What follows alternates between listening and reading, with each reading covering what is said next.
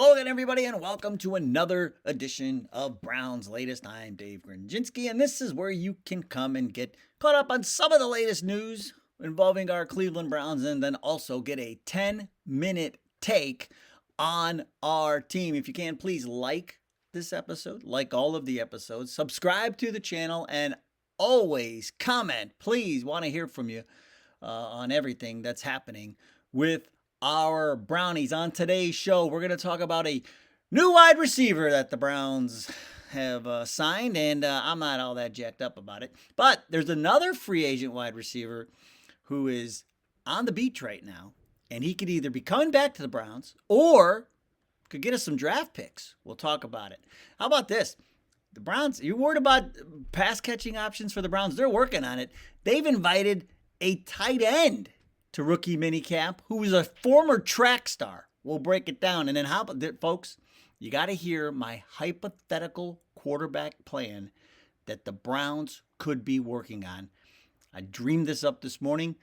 I'll share it with you momentarily. But first, let's get to this free agent wide receiver that we signed. It's Deontae Johnson. He's 5'10", 183. Of course, he had his best years with Pittsburgh. He was there for 5 years, from 2019, 2024. He was a Pro Bowler in 21. And, that was back when Big Ben was still around. He was a 1,000-yard receiver with him there. And then, of course, he went on to the Panthers. And believe it or not, folks, he was the Panthers' leading receiver for the first 2 months of the season last year. And then the Panthers, they were just looking to get rid of him because they didn't have a quarterback that could get him the ball. So he was probably doing it. Let's just put it this way. He's probably complaining a lot. And so what do? They ship him off to the Ravens, and then he goes to the Ravens, and he's only there for 7 games. And it ends badly. Remember, he didn't want to play against Philadelphia, and so they're like, okay, we had enough of this. They suspended him, and then they just let him go, and then he tagged on with the Texans at the end of the year, and that amounted to nothing. And so, now he's our problem. So, this is what happens, folks, when you don't have any money to sign anybody, thanks to Sean.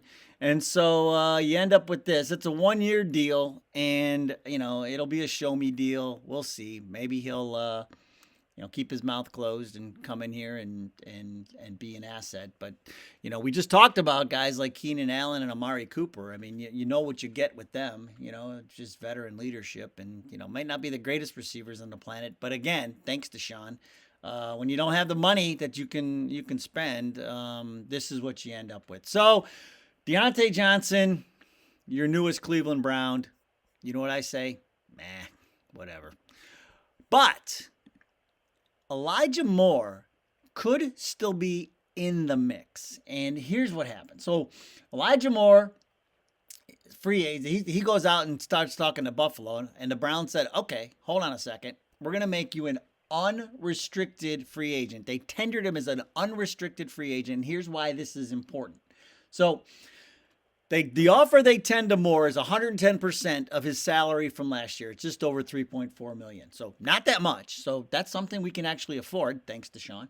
But what happens now is if he does not sign with anybody else by July 22nd, only the Browns can negotiate with him. So we could potentially get him back. And I'm going to say that's not such a bad thing, and I'm going to make that point in a second. But here's the other thing, folks. If he does sign with somebody else, this could count toward what is called the compensatory free agent formula. And what that means is it's that system that when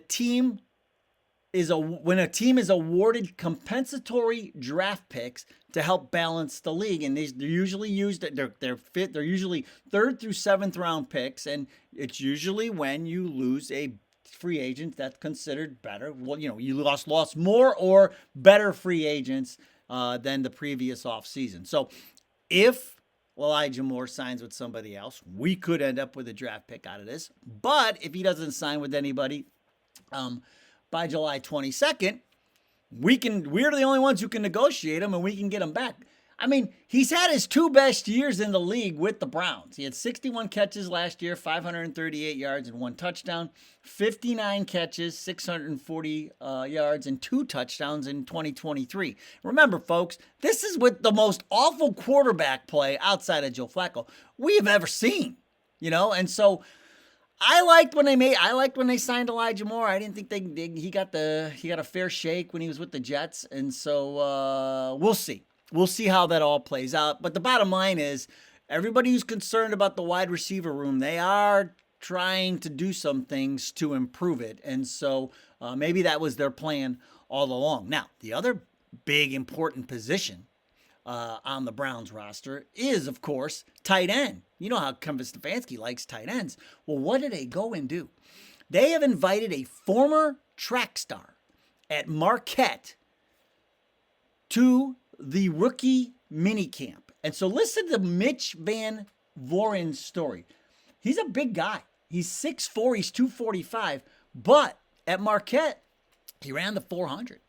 He ran it in like 50 seconds. So he's got some super speed, and he qualified. He went all the way to nationals or something. But anyway, here's the deal. He runs out of eligibility, and he was looking at playing football or still running track. He could have gone to Wisconsin because he wanted to go to graduate school. So he still had some eligibility, so he still wanted to compete while he was in graduate school. And so what he did was, he thought the best opportunity he had was go to Division III St. Norbert. And that's where he went. And he was great there. He 65 catches, 1,000 yards, 13 touchdowns. So, in 22 games, he was, he made a Division III bowl game in each of his last two seasons. They went 15-7. So, it all worked out for him. And then it ends up, he puts himself on the map and on the radar of the NFL. And although he wasn't drafted, now he's invited to the Browns rookie minicamp. So he's a speedster and he's a tight end. He's a big guy. You never know. I mean, like we said, Stefanski likes those tight ends. I just like a good story. I think it's a great story. The fact that, he goes to graduate school, and so obviously he'd be a little bit older, but goes to graduate school, goes to Division III. He said it just checked all the boxes when he broke it all down. They had what he wanted to go to school for, and he wanted to play football. So they said, come here, play football. We'll play you right away. And so he did. And he has turned that opportunity into this opportunity with the Browns. So that will be a story to follow. And now, what you've all been waiting for. My hypothetical quarterback plan that the Browns could potentially be working on. And this is, of course, this is kind of my dream. But here's what I think could potentially happen with the Browns and their whole quarterback situation this year. Okay, they've already come out and said we're not picking up the option on Kenny Pickett. So, we all kind of knew that. So Pickett will more than likely, if he even stays with us this year, will be out of a job next year. So, but he'll probably, we'll see how that all works out. But so you got Flacco, Sanders, and Dillon Gabriel. Okay, Flacco starts the year, right? And then at some point, let's say things aren't going so well, we know we're not winning the Super Bowl, and they make the switch to one of the rookies, probably Sanders, but we'll see. And let it all play out. So, okay, now we get to the end of next season. Here's what could remember, we have those 2 first-round picks. I could see the Browns potentially packaging one of the 2 quarterbacks, whether it's Sanders or Gabriel, with one of those first-round picks. I don't know, maybe both of them. Maybe they try to climb to the top, and they go after Penn State quarterback, Ohio native, Drew Aller.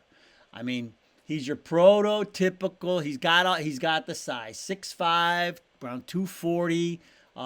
He's going to be highly touted. I mean, he's been growing, and he's at Penn State now. He'll be he's a veteran leader. I mean, he's got all of the traits. The biggest thing, he's been inconsistent a little bit, and his accuracy needs a little refinement. But I hate to break it to you, Buckeye fans, but I think Penn State's going to win the national championship this year. They have done what Michigan did 2 years ago, what Ohio State did last year. Penn State is doing this year. All of their guys came back. There's a lot of seniors, a lot of veterans on that team, and they're hungry. And they got close last year.